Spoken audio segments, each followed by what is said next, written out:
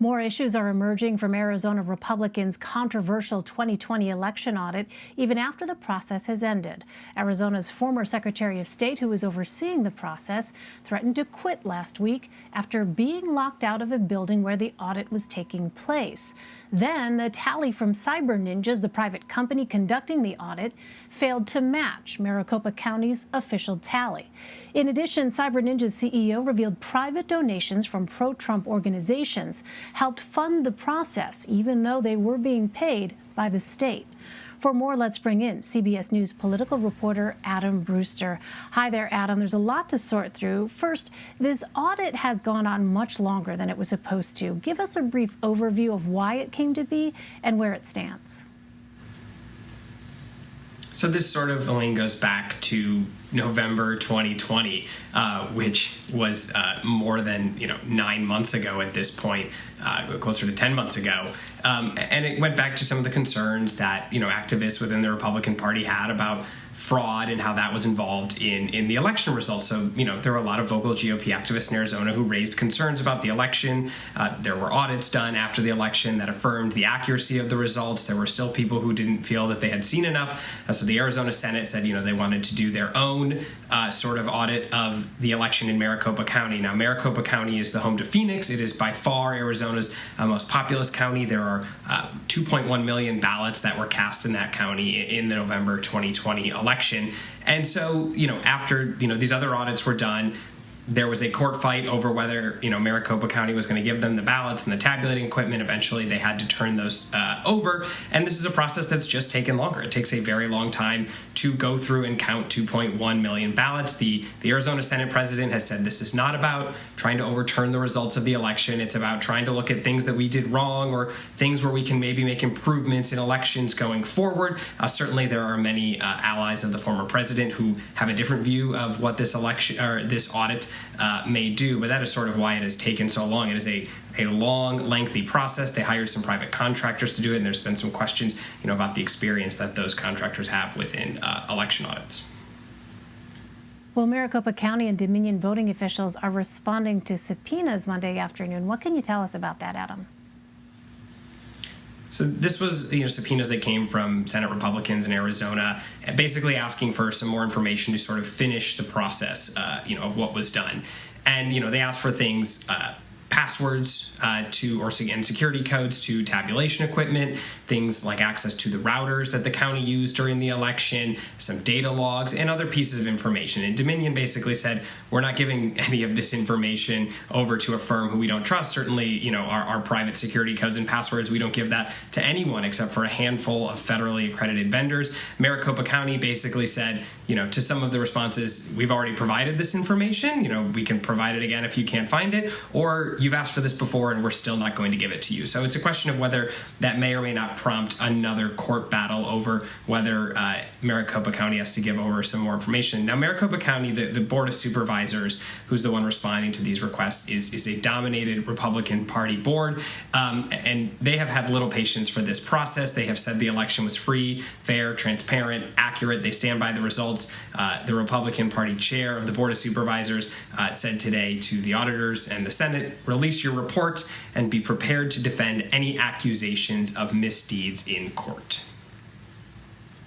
So in addition, former Republican Secretary of State Ken Bennett raised concerns about transparency from contractors. As we mentioned earlier, the ballot counts did not match up.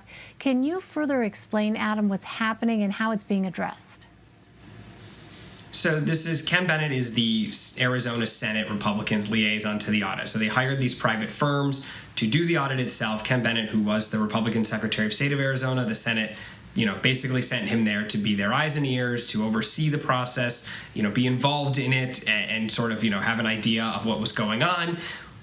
As they were doing this tabulation of ballots, because there was a total number of ballots cast where the firm Cyber Ninjas did not match what the county had reported, Ken Bennett gave some information to some consultants, and so he was locked out of the audit. And so he basically went on conservative radio a couple of times last week and threatened to quit and walk away from the process, said, I'm not going to be involved in putting my name on a report if I am locked out of this. I am not going to be the liaison in name only. Well, later in the week, by Friday, Karen Fann, the Arizona Senate president, and Ken Bennett put out a statement that said Bennett was going to continue to be involved. He was going to have access to the data that he needed to help review this report that the private contractors are going to be working on. So it does appear that, whether those threats to walk away were real or whether they were to raise concerns to ensure that he was involved in the process again, it does appear that Secretary Ken Bennett will still be involved in this going forward and overlooking the report that gets put together. Interesting development. Well, last Thursday, we learned more about who's funding this audit, nearly all of it by political groups headed by Trump allies. But the information that was released still did not tell us everything. What do we still not know?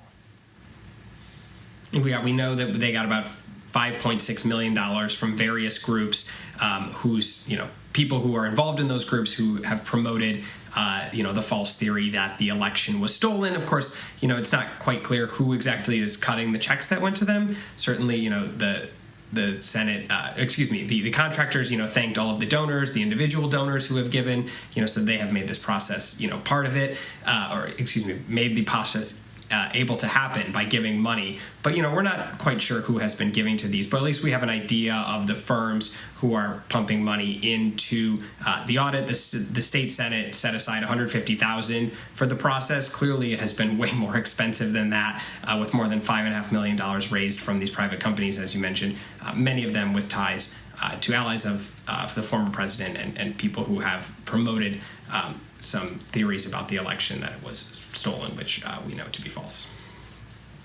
Well, way more expensive. It's also taken a lot longer. This is being called a forensic audit, which was meant to last about 60 days. We're now well beyond that point. Why is this investigation taking so long, and what's next? Well, it takes a long time to go through 2.1 million ballots, perhaps longer than the Senate and these contractors expected it to. And, they've said part of the process has been doing a hand recount of all of the ballots to see how the number that the auditors got compared to what the county reported last year, but then also looking at many of the procedures that were involved in administering the election to say, hey, these are actually points where the county was not doing what it was supposed to. And, we don't know what issues may or may not come in this report. We don't know what it will say yet. We don't quite know when it will come out. There's been some indications from Ken Bennett, the liaison that we discussed earlier, who seems to expect it may come out sometime this month. But in terms of, it was a big undertaking. It was not just a hand recount. A hand recount of 2.1 million ballots takes a very long time, but certainly it was supposed to be more than just looking at what was the total number of votes that Joe Biden got, what was the total number of votes that Donald Trump got, and did those numbers match, but looking at these processes overall, and that has taken contractors way longer than they expected. They had to actually move buildings during this process, had to shut down at one point because of some graduation ceremony, so it has been a long, drawn-out, and expensive process from all the money that they have received from private companies. All right, we know you're going to continue to follow it as it continues. Adam Brewster, Adam, thank you so much. Thank you, Elaine.